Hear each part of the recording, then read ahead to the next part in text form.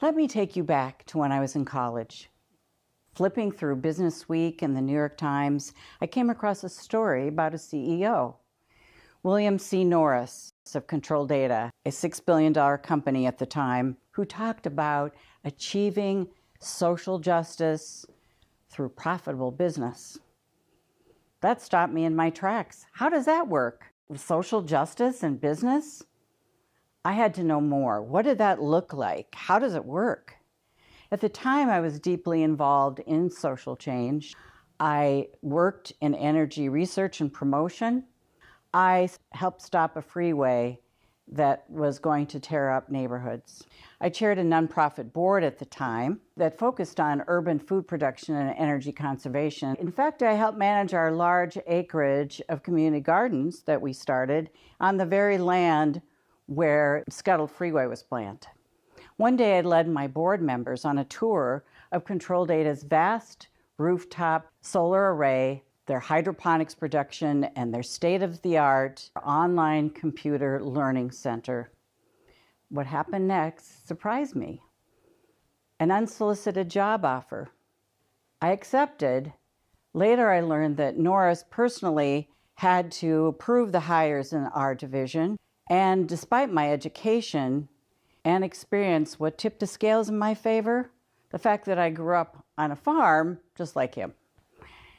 That moment launched me into an extraordinary journey to uncover how Norris revolutionized business and social justice in ways the corporate world, the neighborhood, and city leaders had never seen before.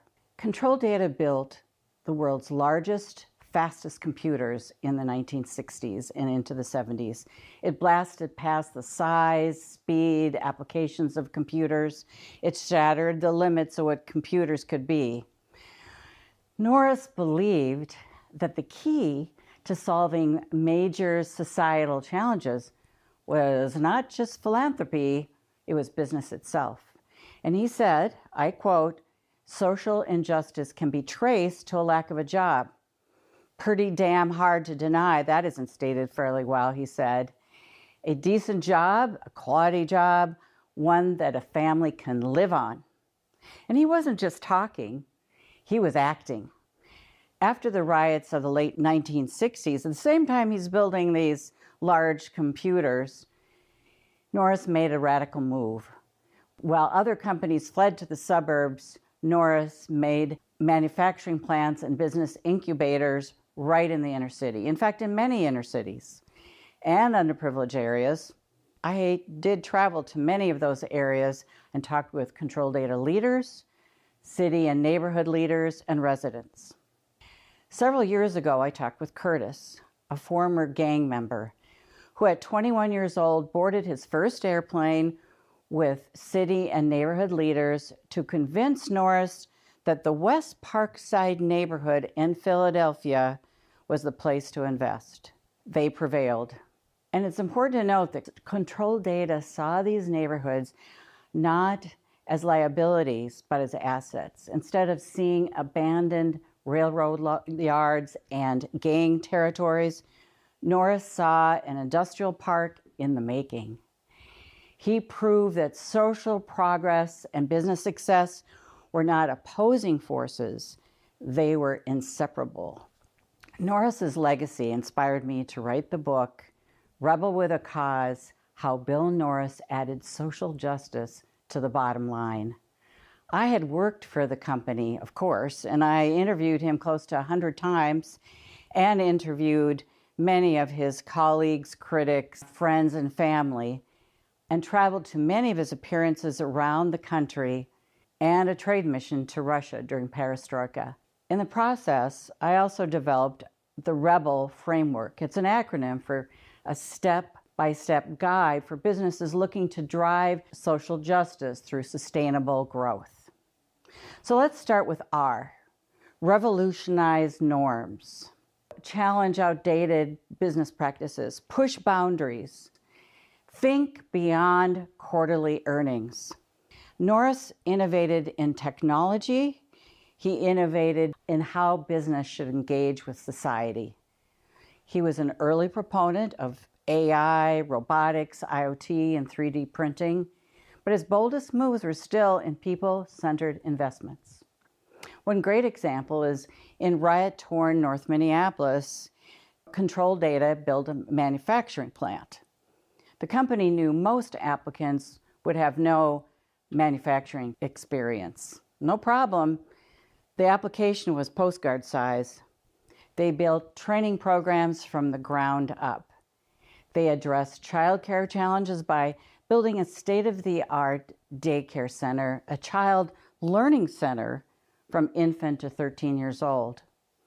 They tackled barriers to work such as drug addiction, legal challenges, fears of the machines.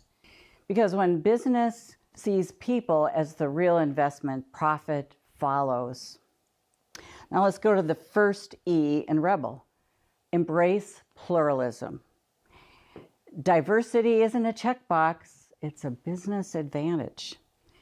McKinsey & Company found that companies with diverse leadership outperform their competitors in profitability and employee attention and satisfaction.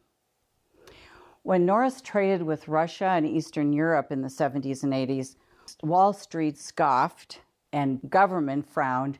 His team laughed, though, about how their hotel rooms in Moscow were always bugged. But he saw what others didn't: an untapped market, technology that wasn't getting out to the rest of the world, a chance to break down barriers, and an opportunity for real global progress. Let's go to B in R.E.B.E.L, balance profit with purpose, which means integrate social justice into your business strategy. Unilever's sustainable living brands grew 69% faster than the rest of the company, contributing 75% of business growth. Customers are watching. 86% of customers say they're more likely to buy from a company that aligns with their values. 76% say they won't buy from a company who supports an issue they oppose. This isn't charity, folks. This is strategy. The second E in R.E.B.E.L, engage stakeholders. The biggest problems require the biggest players. Norris believed that business, combined with government, universities, labor unions, and every part of society, need to come together, because real change isn't top-down, it's collaborative. That's why in every neighborhood in which Control Data invested, they worked with the community, not for them. They listened, they adapted, and they made stakeholders part of the solution. Now we come to L, lead with justice.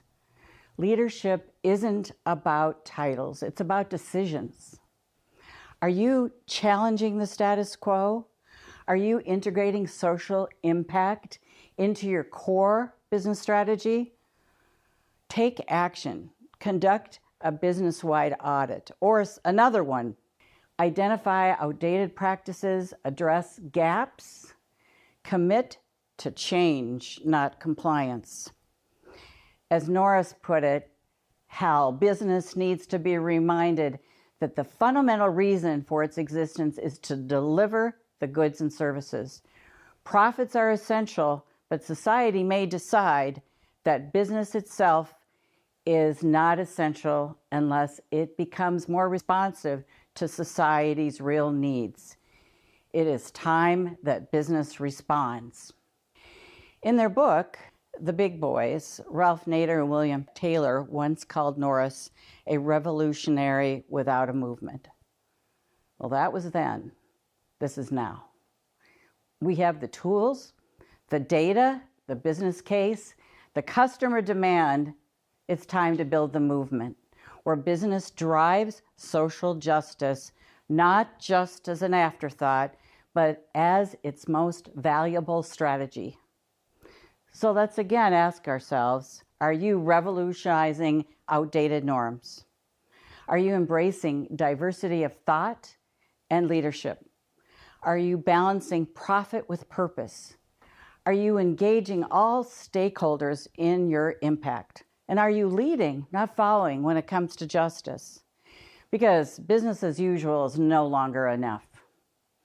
Be a rebel, and let's change the world. Thank you.